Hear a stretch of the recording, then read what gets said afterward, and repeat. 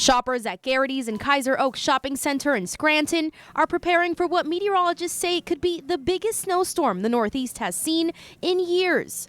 Blake Powell is the closing manager at Garrity's. He says the store has been extremely busy with shoppers buying the essentials. Pretty much the regular milk, eggs, butter, but really just everything, because people are prepared to stay indoors for the next 2 or 3 days, so they're really just, they're buying everything. Milk, eggs, and butter seem to be exactly what's on the snowstorm menu. Some shoppers say they're preparing for the worst. The snow apocalypse, got to get the bread and milk, French toast for everybody. Will say I'm probably happy I got in here before the craziness starts. I'm predicting tomorrow everybody's going to get out of work and probably be here, so I said to my wife, I was like, let's just get it over with. One shopper had no idea of what's to come. I was here the other day. I don't watch TV, so I didn't know the storm was coming, to be honest. So I stocked up with my provisions the other day. So it looks scary. Yes, I'm not happy.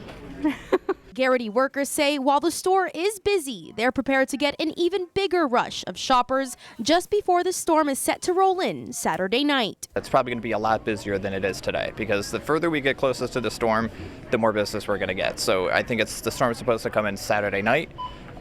Saturday morning, we're going to be slammed.